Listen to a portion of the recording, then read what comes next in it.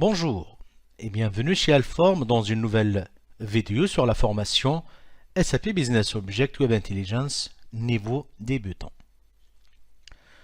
Dans cette leçon, nous allons travailler sur les requêtes combinées. Avant de commencer, j'aimerais faire un petit rappel ou une définition de ce qui est les requêtes combinées. Une requête combinée est un groupe de requêtes fonctionnant ensemble pour renvoyer un seul résultat. Il existe trois types de combinaisons possibles. Une combinaison en union, une combinaison en intersect et une combinaison en minus. Une requête union prend toutes les données des deux requêtes et élimine les deux blancs qui crée un ensemble de données combinées.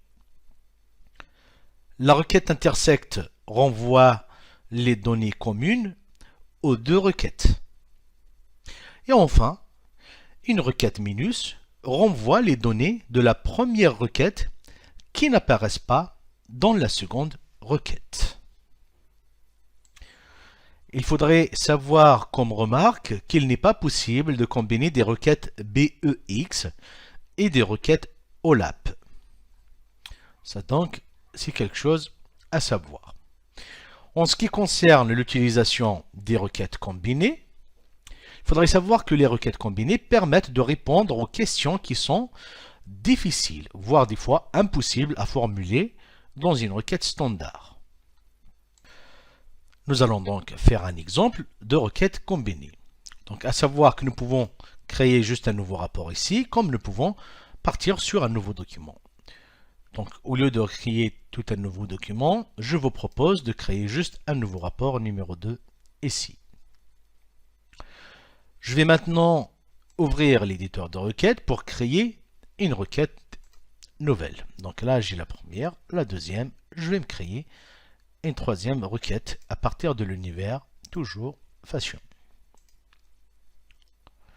Voilà.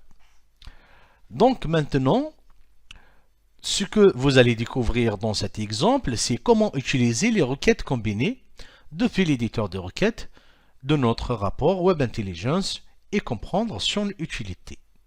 Bien sûr, pour comprendre cette utilité, nous allons essayer de répondre à un problème, qui est par exemple extraire les produits qui n'ont jamais été soldés depuis cet univers. Donc, premièrement, il faudra extraire une liste de l'ensemble des produits, qui sera ultérieurement désignée comme une requête combinée numéro 1. Puis, nous allons ajouter une requête combinée dans la requête numéro 1. Je vais donc commencer par aller sur la table produits et je vais récupérer la liste des produits qui s'appelle SQ Desk. C'est celle-ci. Très bien. Donc là, pour l'instant, j'ai récupéré la liste de tous les produits. Maintenant, je vais construire la requête combinée numéro 2. Pour cela, il suffit d'appuyer sur ce bouton qui est là, ajouter une requête combinée. Donc, j'appuie dessus. Donc, vous pouvez voir que là, pour l'instant, c'est l'union qui se passe. Donc là, c'est la première. Ici, c'est la deuxième requête. Donc là, je fais un double-clic, ça devient une intersection. Un double-clic, ça devient moins. Donc nous, c'est ça ce qu'on va utiliser. C'est un minus qu'il faudrait prendre pour notre exemple. C'est-à-dire, la requête numéro 1, elle prend l'ensemble des produits. Et dans la requête numéro 2, nous allons utiliser les produits soldés. Donc, si on prend la totalité des produits moins les produits soldés, qu'est-ce qu'il va nous rester? C'est les produits qui n'ont pas soldé, qui ne sont pas soldés. Et ça répondra donc à notre question, bien à notre exercice. Donc, maintenant, pour cette requête, je vais appliquer un filtre.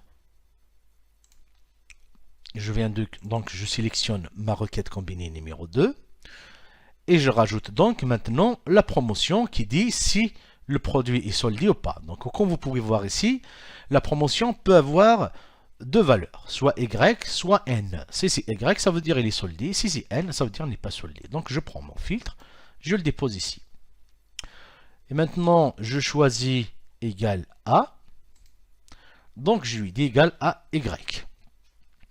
Donc ça veut dire que là, je prends la totalité des produits, moins les produits qui sont soldés.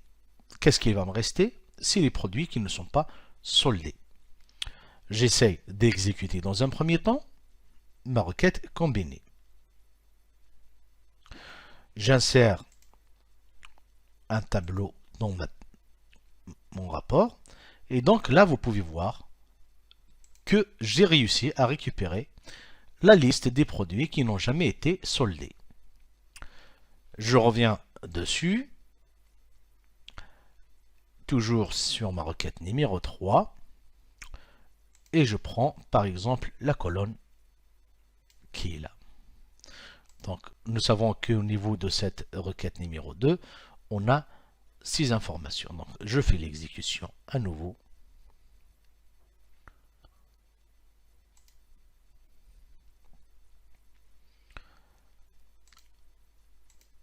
Voilà, et maintenant je prends également la promotion ici.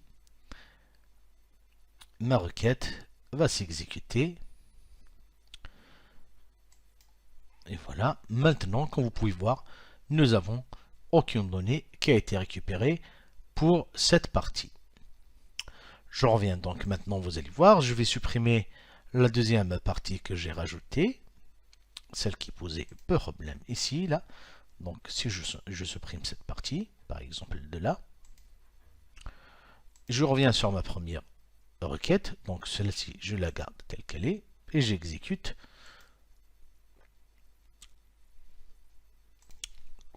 Pardon, même ici, et j'exécute maintenant ma requête. Aucune donnée extraite dans la requête numéro 3. Je corrige. Voilà donc pour ma requête numéro 1, donc ça va être ici. Et pour la requête imbriquée, nous avons la promotion qui est là, tout en mettant bien sûr le filtre qu'on avait ici. Et maintenant, j'exécute ma requête. Et voilà donc, j'ai réussi à récupérer toute la liste des produits qui n'ont jamais été soldés. Donc, pardon, j'ai dû peut-être le masquer sans faire attention.